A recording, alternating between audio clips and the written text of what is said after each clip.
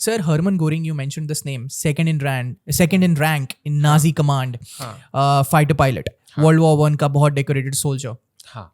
Sir, Hermann Goring, Rudolf Hess, Himmler, ये सारे लोग were they in love with Hitler, the idea of Hitler, या फिर they just were enjoying the power, या फिर इनकी भी यही सेम सोच थी, racially impure, the Nazi philosophies, दुनिया भर के बारे में धारणाएं, क्या चल रहा था सर इनके दिमाग में? नहीं, जर्मनी में तभी रेसिज्म बहुत ही फैला हुआ था और उनकी वही धारणाएं थी जो हिटलर की थी.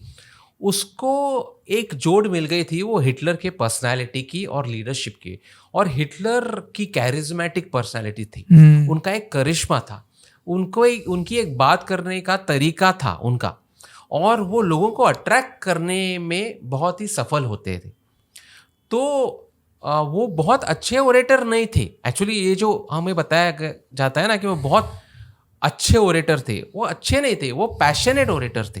तो people were convinced about his sincerity when he spoke about his racial philosophy and all of that. और जर्मनी में रेसिज्म बहुत था, तो वो करिश्मा था, वो उनके सिंसियरिटी का करिश्मा था. वो आइडियोलॉजिकली कमिटेड थे, वो फैनेटिक थे, वो आइडियोलॉजिकल थे. उनको जैसे वो करप्ट और फेक आइडियोलॉजिकल कमिटमेंट नहीं था.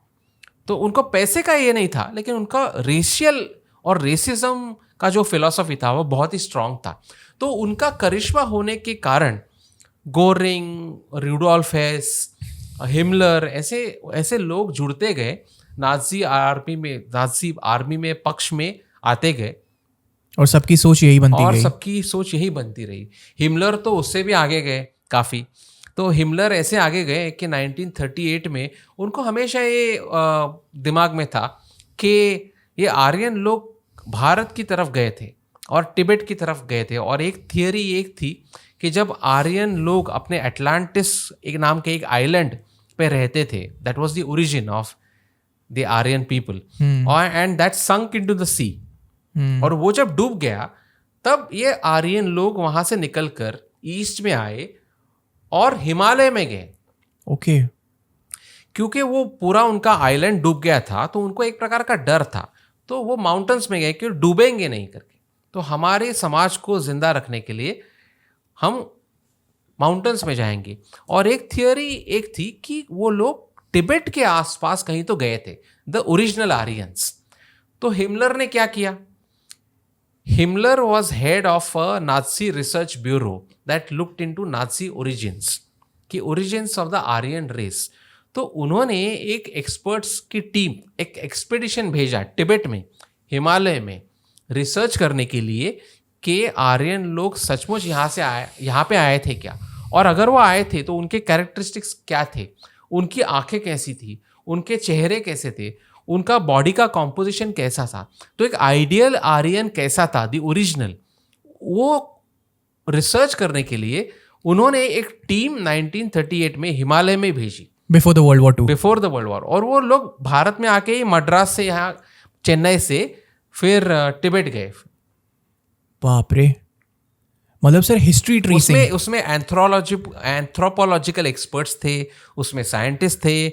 उन्होंने तिब्बतन लोगों के चेहरे के मेजरमेंट्स लिए, उन्होंने स्कल्स के मेजरमेंट्स लिए, उन्होंने पूरे शरीर के विभिन्न अंगों के मेजरमेंट्स लिए, उसके रिकॉर्ड्स लिखे, वो रिकॉर्ड्स जर्मनी में लेके गए.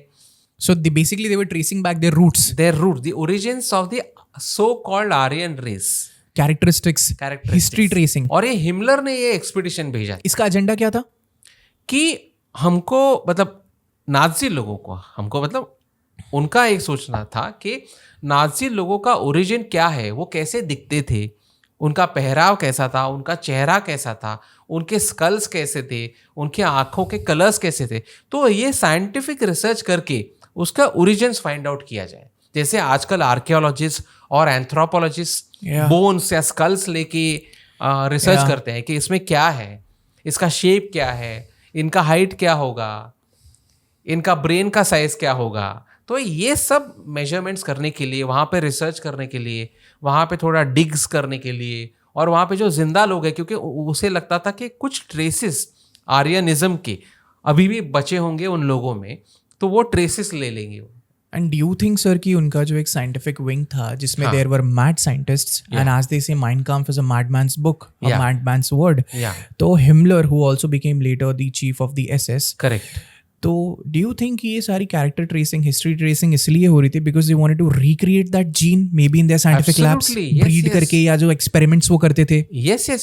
Because see, the research will lead, which firstly it could have confirmed their conclusions and their theories about the Aryan race. It would have helped them further to differentiate the Aryans from the non-Aryans. मतलब pure Aryans के अंदर में भी categories they wanted to create. हाँ. इसीलिए तो east European लोगों को भी वो आर्यन नहीं समझते थे ना. अभी रशियंस भी वाइट हो सकते हैं, ईस्ट यूरोपियंस भी वाइट हो सकते थे, लेकिन those are Slavic peoples, those are the Tartars, those are the Czechs, those are the others. वो लोग आर्यन नहीं है. सिर्फ ये नॉर्डिक लोग जो जर्मनी से निकले हुए हैं और इंग्लैंड में है और वेस्टर्न यूरोप में है, वो आर्यन है. वो ये उनकी समझ थी. ईस्ट यूरोपियन लोगों को भी वो आर्यन नहीं समझती थी. Damn.